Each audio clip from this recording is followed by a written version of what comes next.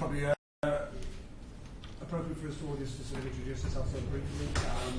Rebecca, do you want to start first, and we shall go around this way? Morning, my name is Rebecca Cox. I'm a Principal Policy Advisor at the Local Government Association. So as an officer, I'll be speaking what we've seen at the LGA, but not necessarily for the LGA in that very formal sense. And obviously devolution is a big part of my policy day job at the moment. I'm Annie Burke, a member of this commission, and looking forward to hearing what you have to say. Councillor Cathy Scott, all colleague of Outfields, also local government. Councillor Fazina Badia, another elected member. Collister. Andy Michael, University of School. Spencer Wilson, Kirklees Council. Councillor Andrew Porfun, a member of the Commission. Jenny Wilson, Councillor, member of the Commission. Councillor Andrew Cooper, a member of the Commission. Richard Farnham, a Dublin Management. Anna Marchington, also Councillor. The commissioners are all drawn from the party groups in Kirklees Council. They represent the four main parties, so we have got a wide panoply of political views here. Rebecca is possibly one of the few people that's taking the journey from New Zealand to the United Kingdom. Seeing as most of the UK seems to be in the post-Brexit world trying to get to New Zealand in some ways. But you see, you've been here for 11 years? Around about 11 years now.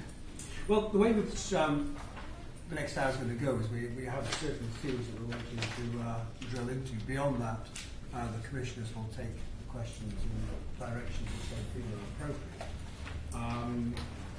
With the background you are aware of to the Commission, why we're hosting the Commission. So far we've undertaken a range of local democracy roadshows. We've been doing some consultations with local citizens, and that process is ongoing. Over the next 2 days we're based in London, taking evidence from a wide range of stakeholders. And we're also undertaking evidence gathering sessions in Greater Manchester and also back in Kirklees. So, in many senses, this is what we feel is a very timely response to political change both in the UK and also within England. And also in the context of the European Union referendum vote. You know, we are in, as a very comfortable would say, we're in interesting times, to put it politely. To start with, I think it's interesting to sort of think about, obviously we had a change of government, Theresa May's come into office, and there was a clear change in tone and direction about regional devolution, both in terms of directly elected mayors, but also in the sense about what is the purpose of regional devolution and simplification. This is probably the top line question to start with, so it would be very great for you to sort of go through this way. How do you see devolution changing the role of local councils, regional devolution particularly? In what sense do you think it will mean that their role is changed as community leaders? I think it's a really valid question. I just wanted to congratulate Kirklees first of all for putting so much resource, I think, into a question that's really important. What is local democracy? What will it look like in the future? And how's it going to have to respond to some of these broader contexts? Because it's something I think is being discussed at lots of councils, not just those who are going for devolution, but actually more broadly about what's our purpose and why we're here. What I think devolution starts to do is give an extra momentum to those questions, because you are looking at a whole wide range of issues within local government and actually public services more broadly. So there's questions of representation, there's questions of governance in more of a formal sort of technical sense, there's questions of accountability, and then there's some of those questions I think around the tensions or the balances that you've got to explore. So how do I represent my ward or my division at the same time as possibly, if I'm a leader or cabinet member, also working on that cross-place, cross-boundary perspective, and how do you advocate for both? I think this will get thrown into sharp relief, particularly if we do get to a point where there's more fiscal devolution, so the greater freedoms of taxation, possibly taxes being raised in your very local patch might not be immediately visible in terms of the impact or that extra money there, so how do you start to negotiate some of that difficult territory? Places and councillors particularly are also working through, I think, the party political elements. So again, you're potentially working in very different political mixes than previously you would have. So Greater Manchester, obviously very largely Labour, but with a more Conservative representation as well across the 10 places. So it'd be interesting, I think, in your conversations with them about how they manage that in a practical way. I think there's a lot in that, and I won't try and unpack it all now because I'm sure there'll be some questions later. I do think it's a good time to be thinking about the model of leadership that places will want to be exploring, and that will look different in different places. If you're a two-tier area, if you're a Greater Lincolnshire or Norfolk and Suffolk, that probably will look very different to if you're a much more urban combined authority, or like the West Midlands, you might be a mix of both. How do you make sure all communities have a voice within that? And that's where the role of councillors has got to be so important. Not just those who are leaders or cabinet members or committee chairs, but those who are representing their wards and divisions as well. I don't necessarily have an answer of what that would look like, and I think it's live at the moment as a question. But it does mean, I think, putting some serious thinking time into those new models. I'm just going to take that on because devolution, of course, is seen often to be something which is top down, so it's the passage of power down from a centralised government to regional authorities. It also, in this case, because of amalgamation, is a process of power being pushed upwards. And I wonder whether you think that might change the role of local councils as more decision making is taken at a regional level. What does that mean as far as their role and resonance both to their constituents and also within the process of policy making in local authorities? Most combined authorities, and all, as I'm sure we'll know, all the devolution areas apart from Cornwall at the moment are working to a combined authority model. Almost all powers or new responsibilities that those combined authorities are taking on are the ones that are coming down from national to a combined authority level. So it's about taking decisions around new powers and responsibilities. Greater Manchester and others are starting to explore what it might look like to take decisions on things like possibly waste that are obviously local decisions at the moment. Might they make more sense to join up if there aren't some shared service arrangements already? What might be the point to take decisions around that kind of service at a combined authority level? So you've got, I guess, two processes there that are parallel but will obviously interact. So one is, how do you take decisions on a geographical and strategic level that you possibly haven't had experience of before, and is there officer capacity as well to support that, and officers with the experience and expertise that calls on? It's not something local governments necessarily had to do before, so do we have a skills gap there in terms of supporting our councillors? And again, I wouldn't want to characterise councillors at all as parochial, but it is then about thinking more broadly than just your electorate. You're thinking about the whole combined authority electorate and making sure there's a fair deal for the place as a whole. That might mean that some parts of your area don't see an immediate benefit, or they feel that everything's happening over in a town centre that's not part of their neighbourhood. So there is, I think, a very strong, almost comms communications angle to that, about how do you tell the story about what devolution is for. So that's particularly for those powers that are coming down from national to a combined authority level. I don't think we've seen as much yet of the local up to combined authority, just because it hasn't been part of the model so much as yet. But again, there are some things that I suppose on paper are common sense, like bringing together waste contracts. Possibly you can sort of make it quite a clear business case.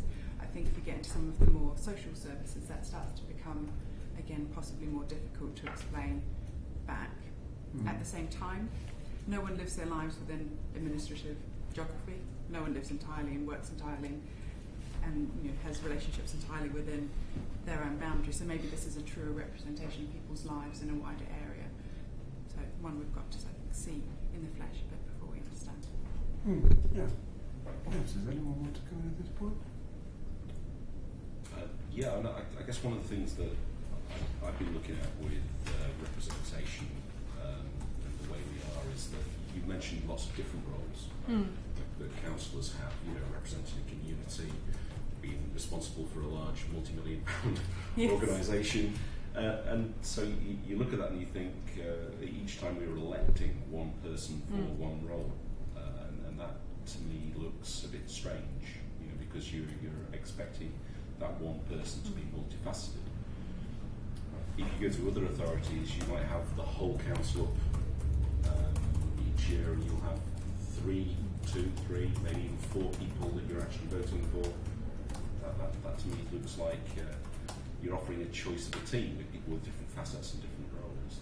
And I think that's one of the benefits of all-out elections as such. So the question is, do you support the all-out election model? Yeah. I don't think it's one that the LGA has taken a line on, if I'm honest. I think what that question does expose is also a need for a very clear understanding, quite a nuanced understanding of people who are voting, of who they're voting for and what roles they'll be playing. And I'm not sure that we've always been fantastic about articulating that back, because you will see, I suppose it's almost quite easy to see your councillor as a community champion, as a person you go to if there's a problem or who can help you get through some red tape or what have you. And then there's, I guess, and I'm theorising here, there's sort of an abstract understanding of the council over there that makes big decisions and closes a library or opens a new estate or whatever it is that they might do. Is there a clear understanding of what the role of my councillor is within making those decisions? And I guess possibly not that double understanding of those two roles or multiple roles isn't always as clear. And combined authorities add an extra layer. And the combined authorities, you look at local government across the whole of the UK, and it is so different. There's so much going on. You've got counties, you've got districts, you've got Met authorities, you've got with Scotland a different voting system for local government. So you look at all these different things, and you think we have a bit of I call it a dog's breakfast democracy, and combined authorities sort of is another layer on top of that. I just look at it and think is it adding to confusion? Should the LGA as a body be saying we need to reset and refresh the way that we look at local government to give it some sort of rationale? As you know, we're a membership organisation. I think if we had consensus across our members and the political parties to take a hard look at the systems, and I'm sure we would do. We haven't had the question yet, and I'm sure there are lots of live debates around different parts of the country around different models of local government. So we've been working with councils in Dorset, for example, who came to a consensus about wanting to explore some different options, and we put some help in around things like financial modelling. Because if there is a will there to explore those different options, then absolutely we're happy to help with that where there is that consensus. I think none of us have said the M word yet, and I think that adds to the complexity as well, potentially, of mayors with combined authorities. And that is another, I guess, element in the new model of leadership that councillors will have to be thinking about. If there's a directly elected mayor who might or might not be of a political party, they could be independent, they could come from a business background, there's lots of names being thrown around at the moment. What does that relationship look like? Is it a London-type mayoral model? Is it more like what Tony Lloyd's been leading up in Greater Manchester? There are different,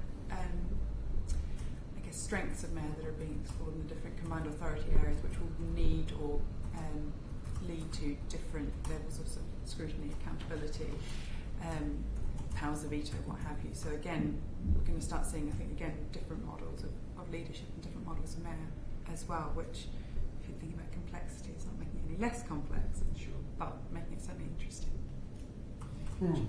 It is an interesting point, in as much as this very organic approach that's been adopted by central government has been legitimated in the sense of that any kind of roadmap would limit innovation. To what extent do you see that the current approach is going to enhance democratic accountability of local councils, and to what extent might it actually confuse citizens in terms of the resonance of their local councillors as compared to a directly elected mayor? I think with any new change or any new system, there's always the risk that it will be misunderstood or not clearly communicated. I think it's a charge that has been levelled against councils of failing to communicate around devolution effectively. I think most councils will hold their hands up and say we did what we could, but we know there's a lot more that we could do. So I think that's probably the first part of your question is how do we avoid that happening in the first place? And we're starting to work with quite a few of the competent professionals around the country to try and understand what the challenges are, what the new skills are that they will need, what the resources are that they might need from the LGA and others to do that better. The more we do of this, the better we've got to be about talking about it. In terms of changing democratic accountability, you can't get much more democratically accountable than being elected, as most of you have been, and you will still be elected mayor, so will be elected through a different route. So that, in my view, shouldn't change. I was thinking more about the fact that if you have a directly elected mayor with a certain legitimate democratic legitimacy, and you then have different authorities that may have a different political composition, what is the potential for conflict, for gridlock, and for a potential of two different kinds of political system coming together, one which is directly elected, one which is more traditionally based on a dominant party system? Do you think that there may be tensions there which could actually confuse or in some ways undermine local connection to local democracy? I guess the standard officer answer is it's probably too early to tell. And of course we would hope not. I think what we will see is mayors not sticking directly to what is within their gift, and I think if anyone's tracked the progress of what the London mayor can do over time, see they started out with quite a circumscribed set of powers, and that's been extended and pushed out. I think most people would argue to the benefit of London. And if I was trying to stand to be an elected mayor of one of our big urban centres or one of our more rural areas, I would want to be arguing for as much as I could on behalf of that place, even as part of my election manifesto. So I think that's going to be one of the tests, actually, is if mayors bring more powers on, how is that dealt with? Does that rest directly with the mayor? Is it like other parts of the government system where councils have majority or veto powers over it, like they do often with budget or transport plans or strategic plans? It will undoubtedly be complicated to work some of that through. I don't know. Again, it probably comes back to that comms point of how well you articulate that. And in London, most people I think know that the mayor looks after transport, looks after policing, and then gets a bit fuzzier as time goes on. But you know, you've got to go to your council for things like parking permits, or you've got to go to them for care issues and things like that. So you just grow with the system, I suppose. Princess? Sorry. You mentioned about less parochial attitudes.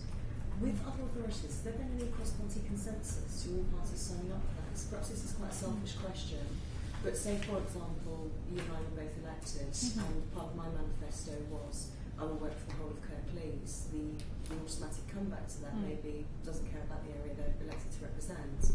Just wondering how you get that across to try and get everybody on board, if there's any examples of other councils where all councillors have agreed to sign up to the same kind of pledges, if you like. I don't, off the top of my head, know of any sort of formal pledges, but in terms of getting a devolution deal through, that does rely on sign up across the whole of the council and all of the councils within that as well. So you're not only cross-party, but cross-party across different councils. I know from what we've heard from all of those places that that's really tough. We can't pretend it's not. And it does depend on very strong trust relationships, both across the council but also within the parties, because often you are off doing some very quick negotiations, having to be in a bit of a locked room scenario. You've got to be briefing your group all the time and keeping them in the loop as well. You've got to be working across your scrutiny arrangements to make sure that broader scrutiny of the deals goes through as effective as it can be. And where the challenge, I think, has been most acute is where places haven't had to work together or haven't had the opportunity to work together in the combinations that they are now. So, for no particular reason, Norfolk and Suffolk have done lots across the councils in Norfolk, lots across the councils in Suffolk, but it's quite new to have all of those Norfolk and Suffolk councils in the room trying to figure out what it is that they want for their place. And I think if you don't start with what is it that we all collectively want for our place, then you're always going to sort of run into walls. So that's probably as close as you get to a pledge that people sign up to is, from this devolution deal, what is it that we are trying to achieve? And that has to be cross-party, otherwise you won't be able to deliver it at the other end. And you won't be able to hold people together long enough to get it signed off. So I think everyone's got there, they've probably got through it through different routes. And it's actually one of the things we're looking to do in this, I guess, new school year, as everyone comes back after the summer holidays, is to put some time into working with places who have done that and try and draw out some of the lessons as well. So it's certainly an area for us to look at. Thanks, John. Yeah, just to explore a bit more about the strategic aspect, and it's like the role of local authorities in delivering strategic priorities, national strategic, in terms of, say, health and education, or because I don't know what you said, but all politics is local, so everything plays out in a local situation, by street, by community. So is there any work being done, you know, with central government to actually say, if you want to achieve better educational outcomes, you need to unpick over a longer term some of what you have done, actually start going back to local government councils actually scrutinising or engaging with schools and the education system locally, the same with health and other things. Absolutely, and a really good question, because that's, I guess, at the heart of what we're trying to do through the wider devolution work. To pick up a couple of the examples you mentioned, on education, a really live issue at the moment, you might have seen our press release in the last few days calling for greater scrutiny over non-local government run schools. I think there is a feel that there's a disconnect between where DFE, and obviously we're just starting to see a new set of ministers there, Department for Education and local councils, what they've been trying to do. And I think we want to see that council role, particularly around performance, as strong as it can be, and absolutely want to have that national conversation as well about how is it the local government can help you deliver your ambitions around education. With health, likewise, I think that's been slightly complicated by the sustainability transformation plans, the latest health acronym, and making sure there's a strong role for local government within those, because that's obviously setting a direction for health and well-being across quite a wide area, and things like the role of health and wellbeing boards have got to be really important within that. We have been working with Greater Manchester and the Greater Manchester councils and health providers around how do you take some of the lessons from what they have been doing as one of the early adopters of health devolution. But I think our argument would absolutely be on those and issues like skills and employment support. You can't have one national answer to fixing or to bridging skills gap in a particular place, or helping tackle unemployment in a particular place, because you're working within a particular economy, with particular demography, with different economic contexts. There's all the context. You can't hope at sitting in DWP to set one solution that's going to work everywhere. There's got to be at the very least some co-commission of those programs. So arguing for the role of local government, either in devolution deal areas or for things like skills and employment, quite frankly, everywhere, and every council should have the opportunity to do that, is at the core of what we're looking to do. So there's only sympathetic, well, it's probably early days yet, but we're getting sympathetic hearing from central government on. It varies across department, and I guess what we're trying to do now is take a lot of soundings across the new ministerial appointments, because we have had quite a major change in those. I think there is probably space in health, particularly because NHS are just facing so many challenges that they'll take whatever help they can get. We have some other departments, and I think the LJ has been on record around Department of Education and DWP. It has been tougher, I think, but we've just got to see, and we've just had such a reset at the national level. We've just got to find out how that goes. Is there an jumped in notice? Okay. You've covered such huge amount of ground. But you touched on, take a few steps back and talk about devolution, WICA, for instance, which is a combined authority, whereby one of the remits is to get job creation and regeneration. But unfortunately, I'm saying unfortunately, we do get on with the left. The left hold the purse strings, as you know, throughout the country, so we do get on with the left. But those decisions are almost remote away from local councils. The only people that are involved with those are the left, the leaders, some cabinet members. I go along as an observer, but I do have some input into it. That worked out very well, actually, in West Yorkshire for job creation and regeneration. But as I said, those decisions are things so remote away from a man in the street. I haven't got a clue. Most local councillors haven't got a clue. So what I'm trying to give you the picture is, it's going to be so big. The decision-making places or levels are so different. So is democracy becoming so remote from a normal, if we are, if you can call us normal, councillors and the people they represent. It's a difficult scenario. It can be. I think. Thank you for bringing the left as well. Because I haven't mentioned them as yet. And again, it's a picture that varies, as you know, quite a lot across the country in terms of how strong their leadership is and how well connected they are to those democratic structures, councils, combined authorities, whatever they might be. And for those people who are on the left, they've got now a whole lot more in terms of decision making than they probably ever signed up for. So I think there's something about helping them to get as transparent and strong in their decision making as we can do, and that's got to be about working with councils closely.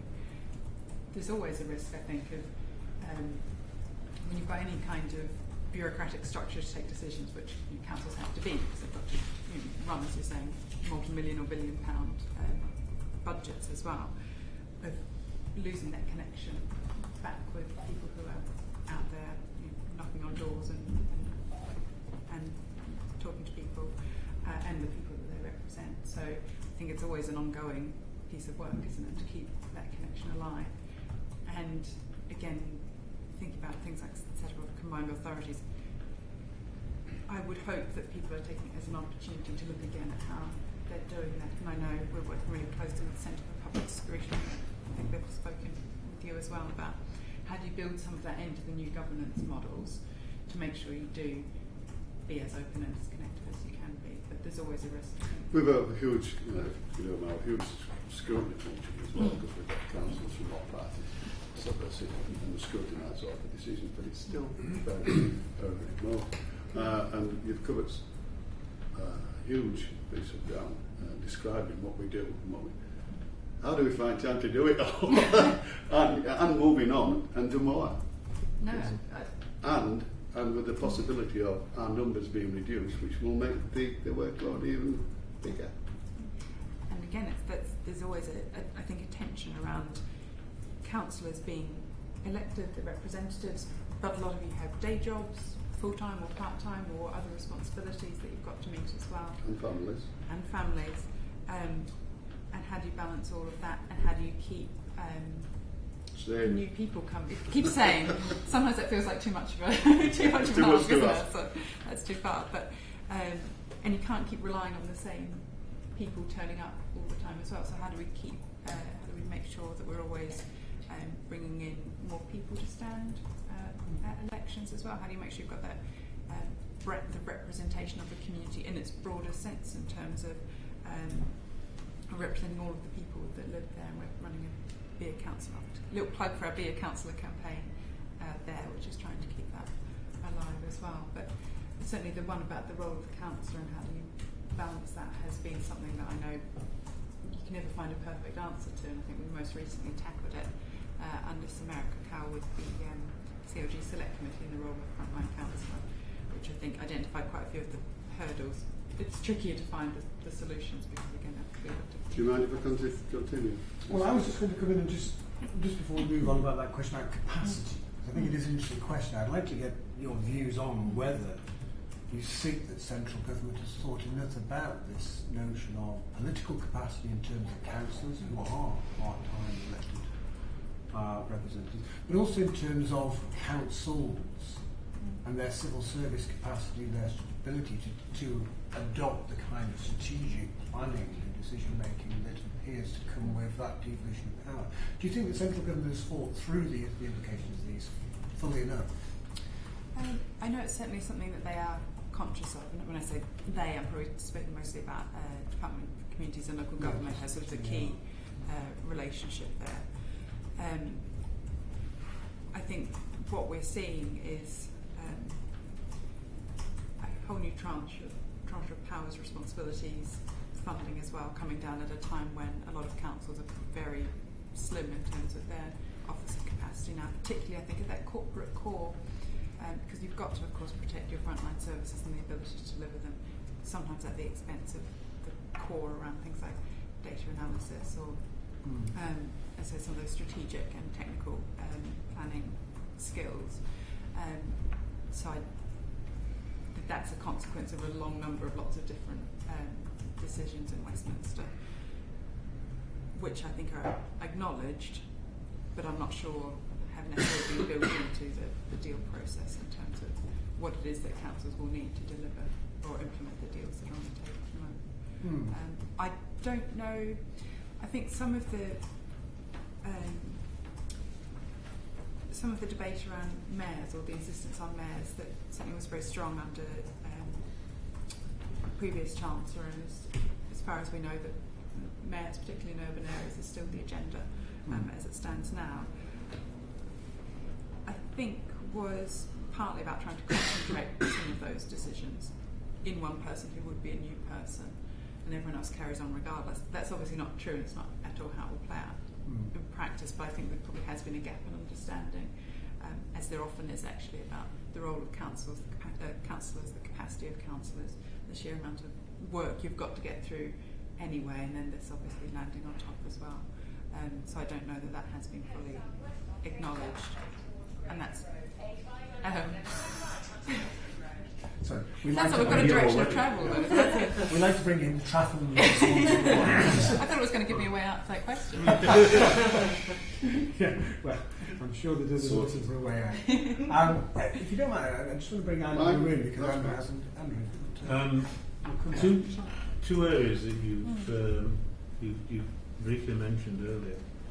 Now, first of all, it's not that long ago that Kirklees had a referendum about whether we wanted an elected mayor, and it was overwhelmingly rejected, as I think it was in most of the West Yorkshire, all the West Yorkshire authorities. So how, if an elected mayor is thrust upon a combined authority based on those West Yorkshire authorities, is that going to have legitimacy amongst the public? That's a very good question. I think a technical answer to that is the directly elected mayors that are being proposed now are a different beast to those who are being asked about within the referendum. But the OJ is on record, in fact bangs on every opportunity that elected mayors aren't in any way the only answer, and actually everyone should be free to come up with the right governance model that works for them and the level of powers and ambitions that they're seeking through their devolution deal. So there's been pragmatic decisions, absolutely, in some places about we want to get ahead, a mayor is the price for that. We'll work with it, we'll work with our communities to make that as effective as it can be. But that shouldn't be the way the deal-making process goes. It should be a fair exchange of views around what... And whose role is it going to be to persuade the public that that's the case, to actually sell the concept to the public? At the moment, that will rest with each individual place. I know Theresa May's the first two articles she wrote around devolution, one the Yorkshire Post Brochure, one Birmingham Mail, and there was a clear support of the mayors that were in place there. So I don't know if we might see more sort of campaigning ahead of the May elections from central government itself. I think it's something they've been considering, but how can they help explain and boost that election as well? Because the last thing I think you would want to see as a government, having put a lot of eggs into the mayoral basket, is turn out like we saw in the first Police and Crime Commissioner elections, where it was tiny in many electorates. So you can imagine they might want to put some effort into avoiding that scenario as well. Turnout for all the mayor elections held so far has not exceeded 50% yet. In fact, 45% in London was one of the highest. It's no panacea to the problems of local democracy, I think it's safe to say in itself. In some ways, it connects on to the next question. So just yeah, of course you can, Andrew, sorry. Kirklees itself is a very unnatural creation, and there are tensions between parts of Kirklees. If we're going to have combined authorities, will there not be tension between the separate authorities that will be coming together and the smaller authorities perhaps suspicious that the large well, let's put it this way, you know, Calderdale thinks that Leeds will get everything because Leeds are the big boys, and it's going to take years to settle down. I mean, after 40 years, Kirklees hasn't settled down, and those tensions were there for. So in some sense what you mean is what are the potential problems of both relationships between smaller and larger councils in combined authorities, and also the potential of that being part of a combined authority might undermine the political territorial integrity It's a knock-on effect of a large council like Kirklees. Do you think there may be some question? I'm just going to quote back Lord Porter's recent speech, and he said that now where are we here? He said that the truth of devolution will mean that all councils will be, I quote, chewed to bits in terms of structure and form. Do you think that potentially, which alludes to what you're sort of suggesting, may well be one of the outcomes of regional devolution? Certainly what you've identified is in no way unfamiliar to probably any place that's gone through the devolution process. West Midlands, obviously, everyone thinks, well, Birmingham's going to be running it. If you're in the Liverpool City region, you might look to Liverpool City. And I think that goes back to the point I was making earlier about, and again, I probably bore people by banging on about this, trust, relationships, what is it that we're here to do? Because you've got to put the time into building those up before you can even get into the bigger conversations about, do we want a mayor, what governance do we want? There's got to be some very frank conversations and probably quite a bit of time put into working that through, because you might decide actually it's not worth it, it's going to be harder to do this than it is to be a bit less ambitious and take on, maybe just look at some different joint working, maybe apply for bits of programs here and there. Maybe that's a better step in the first instance. Devolution might be a medium or a longer term. Having said that, if you do want to go ahead with it and you decided in whatever configuration that suited that it was something to pursue, then there's negotiations. I mean, it's all about negotiation around devolution of, do you sign up to some particular programme having a benefit in one council because it will keep them on board, maybe. Do you work out the voting way in such a way that people feel that they've got an equal voice around the table? These are all things that you have to work through, but you probably can't do it until it's a real conversation. But in West Yorkshire they can't even agree what form it's going to take, so how does that bode for the fact that they're going to agree when they finally do get power devolved? That's, again, it just comes back all the time to that relationship point, and you've got to keep having those open discussions. I don't think there's ever going to be, I couldn't turn up from the OJ and say, here's an answer, I've drawn some lines on a map and I've written a list of things you should do, and that's going to be the perfect solution, because it's not about that at the end of the day. I mean, one of the things I would like to see is like a business plan for a combined authority, or a levy even that's signed off by a local council. So you can imagine Calderdale would have to have some sort of stake in that, in a sort of lifetime model, because it was signing off a business plan. I just want to sort of move this on slightly, because I'm just looking at the key areas I wanted to explore. And one of the things is linked to this, is this sense in which, as we've gone around on our consultations with citizens, that one of the things that's clear is that they don't understand what regional devolution is, in many senses, but they don't fully comprehend what the impact of devolution will be on local democracy. And I wonder whether you could possibly say a few words about how we might overcome this. Could you just unpack that local democracy point? But was there something as specific? In the implications for the way in which citizens engage with their councillors, the way in which the citizens engage with their local councillors, and also that connection between the vertical and the horizontal connections between local councillors, councils, and the regional manifestations, what they be. How is it best approached to actually address these concerns and this lack of knowledge that seems to permeate through the communities? I think I would add to that as well. So there's a gap in communicating with communities. As often, I think people feed back to us that knowledge amongst frontline councillors, backbench councillors, could do with increasing as well. And then also, even internally within offices within the council, there's a gap. and there's not, in some ways, talking about devolution is really different from talking about any other issue that you want to communicate with your community about. What's different, I guess, is the geography in the area that you need to explain about. So you certainly have an internal communications campaign, as you would with any other big change or transformation within your council. With backbench councillors, obviously, saying briefing really strongly through the groups. We've got various materials at the LGA, even some 60-second explainer videos on what devolution is that everyone's welcome to call on. And our communications support team is working up a broader toolkit around communicating specifically around devolution. Some materials pulled together, and also we can obviously go out and work with comms teams as well. But I think it is about communications. It is about, and with that will partly be through formal campaign type activity.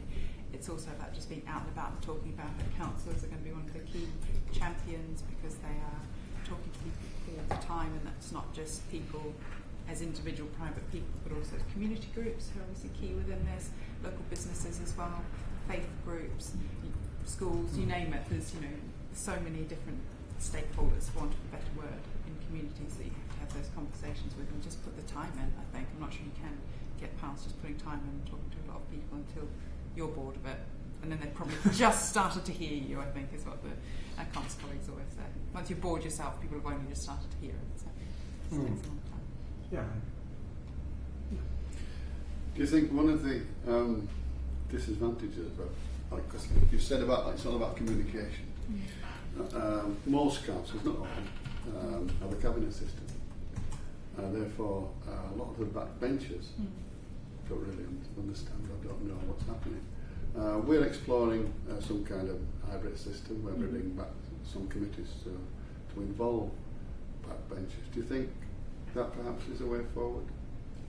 It certainly can be, and we know councils over the past few years have gone one way and have gone the other. I think it's probably finding a balance that works for you, because there are pros and cons of all the systems, whether strictly cabinet, strictly committee, or a hybrid in the middle. Another plug, we did some work with the Centre for Public Scrutiny around making that change as effectively as you can. I'm sure you've been talking to Ed Hammond for some publications as well. I think if you do it right, absolutely you can unlock some things.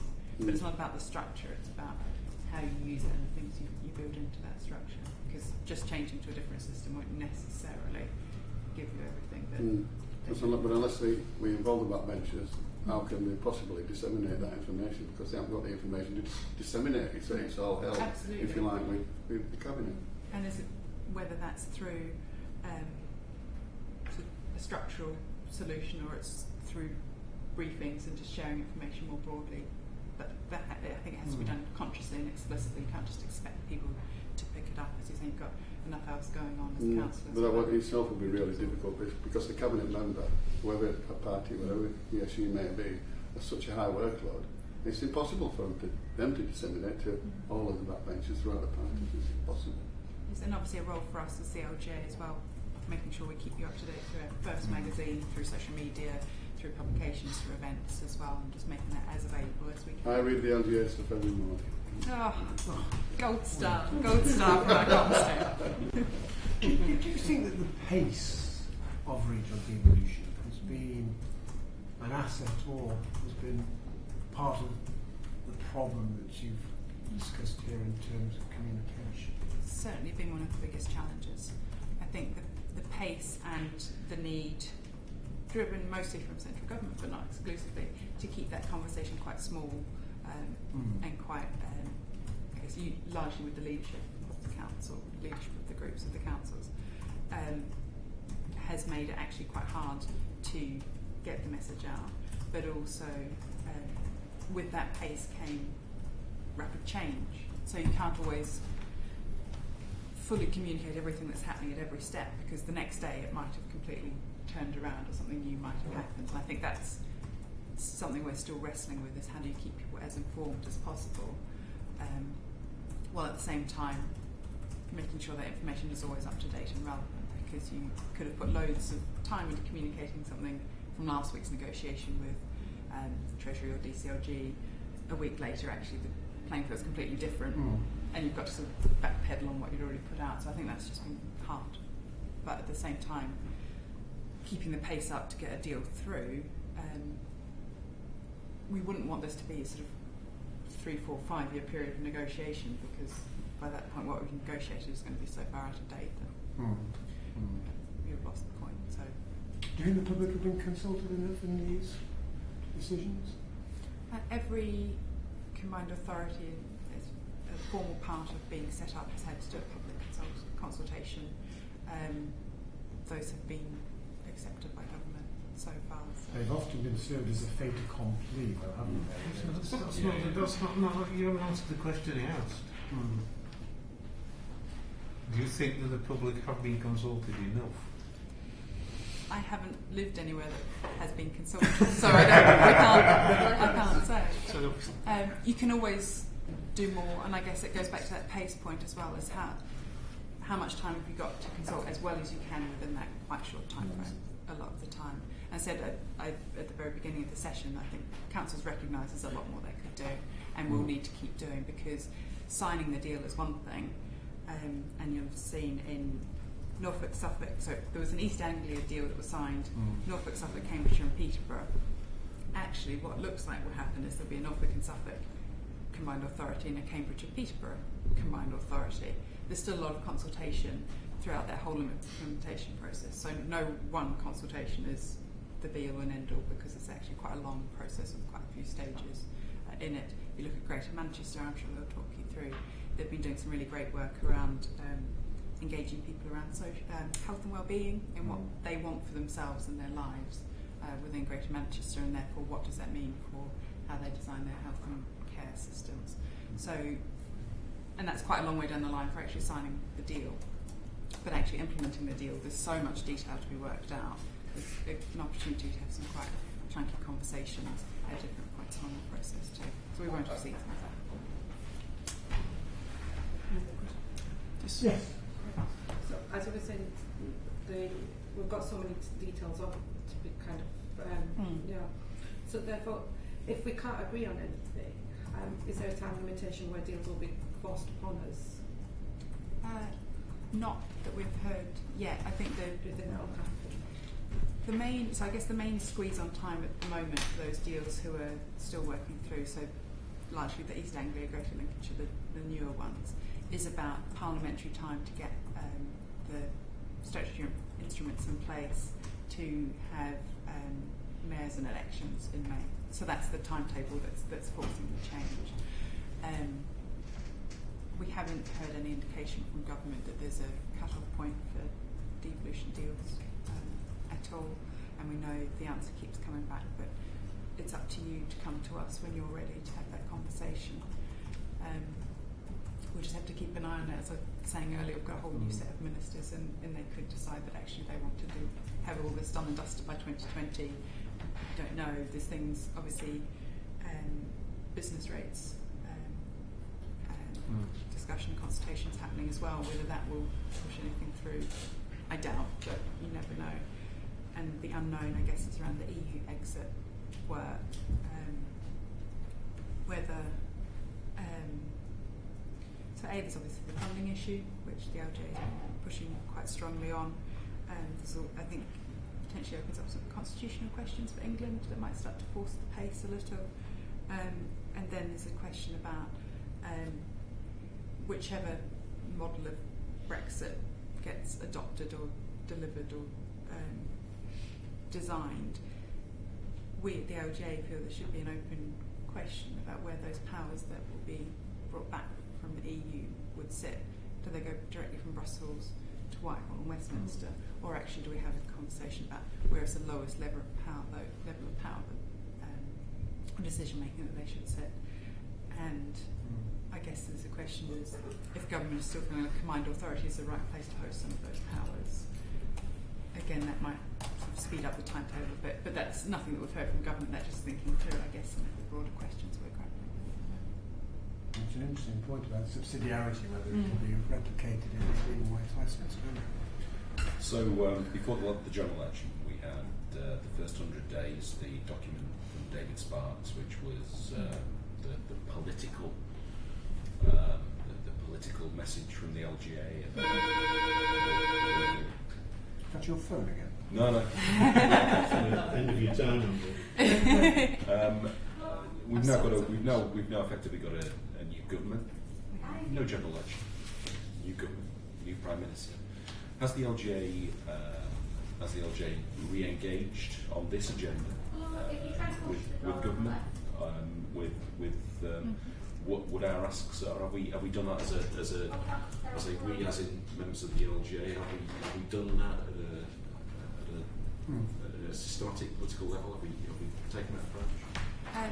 So one point that we did, and we'll try and be merging, I guess, into the new government conversations, we launched the Devolution Green Paper at our conference in July, which is open to responses from around the sector and more broadly. Obviously, there's slightly been overtaken by events since July, although it's still very much a live discussion, and where we're putting our focus for that political discussion at the moment is around the autumn statement, which we have been told will happen. We haven't had a date yet. And politicians are going to have their first conversation about that at the leadership board in a couple of weeks now.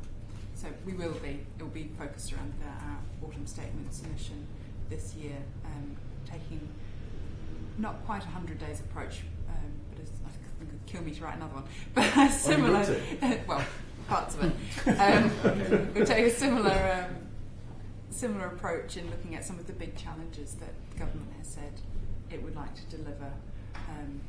Talking about, I think as we were saying earlier, where local government could be well placed to help meet some of those challenges or those opportunities, and then playing across things like the EU exit. But that's got to be a political conversation, as you say, for people to have more broadly at our board level. Just one last question, because you're very generous of your time. It's just looking at your own work, which is quite clearly interested in place, space, culture, identity. One of the criticisms of the devolution deals has been is that this emphasis on councils finding their own pathways towards new political spaces has not matched those of citizens. I'm thinking of South Yorkshire, particularly Sheffield City region. It's a Derbyshire and Nottinghamshire stuck onto it. And the Citizens' Assembly, which proved that basically many people in Sheffield want a Yorkshire Parliament, some form of Yorkshire Assembly. How important do you think that correlation between a sense of local identity and a regional identity is important for building a sense of citizenship, which means that citizens will engage with these new structures?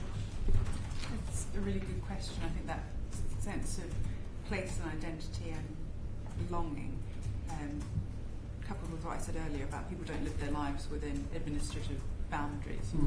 Very rarely think of yourself as coming from a particular council area. It's just another of those tensions that we're wrestling with, I think, through devolution, and that was one of the challenges levelled at, I feel like I'm picking on East Anglia, bless them, was that how on earth could you feel a sense of belonging to this really big four-county area structure, and I'm sure they would have made it work if they'd had to go down that route, but again, going back to what are we trying to do through devolution, and therefore why are we working in this set of places, is one of the tough bits of narrative that councils have got to agree together. And there's something about articulating what does that mean for a neighbourhood, a market town, a city, a ward, as well as these are the big high-level outcomes that we're trying to achieve. So we've got to make it real for people, otherwise why would they feel that belonging to that area? You could also ask, does it matter actually? Do people need to feel part of a combined authority as long as that combined authority is getting on and doing what it needs to do to enable people to live the best possible lives, businesses to grow as well as they can within that place? Do you always need to feel completely connected into every different type of administration you work with? Maybe, maybe not. I don't know if it's an open question. This is interesting because this has come up in our consultations with citizens, is that some of them, Kirklees' own history is rather slight compared to many other councils. And possibly, whether it's a West Yorkshire or a Greater Yorkshire or whatever, these will also be some slightly manufactured ways. How do you build that sense of connection? I wonder if you've got any suggestions for how that might be achieved. If I had that, I think I'd be a marketplace. And this is, I guess, one of where previous chancellors' insistence on mayors, you kind of see the logic in a very simplistic way behind it, because this mayor is the one person that I could look up to bring everything together. So that I think that's probably quite a simplistic understanding of it, but you can see why there's an attraction to, on paper, very clear figureheads to sit atop some of these deals. Without them, it could be more difficult, but we don't know yet because people haven't had the chance to try, unfortunately. And we certainly know that other places in Europe and elsewhere managed without. Again, we put together some research with Professor Robin Hambleton, I'm sure you know, which was launched at a conference as well, about different models that other places do have and how they play out against things like engagement and sense of identity as well. So you can do it in different ways, but Robin was extremely interesting. Well, I'm aware that we have used our hour fully. Apologies again for the en masse. No, it's lovely to meet you all. Yes, indeed. You know, it is certainly a rude way to come out of bank holiday. Thank you very much for coming along today. Thank you very much for giving your time. The way in which we go forward is that we continue to take evidence until the end of September. I do fully concur with you, by the way, someone who is independent, that Kirklees should be congratulated for what they're doing. I think it's right to respond to the questions at the moment. And, I think the fact that we have the councillors here today is representative of the open way in which they're approaching this. We will be drawing up a draft report, which in November we will be sending out to all those that have given their time kindly to us, and so we'll be sending a copy to yourself, and we will be very grateful for thoughts, feedback, etc. on the conclusions that we draw. That will then be delivered to the full council at Kirklees and also disseminated around Whitehall and to yourselves, etc. in due course in December and January. So for the moment, thank you very much, Rebecca. And you can now start the week in a little less surveilled way. Yes, lovely. Thank you very much. Thank you. I look forward to seeing your recommendations. Oh, that's great. Thank you. I will steal them and claim as many.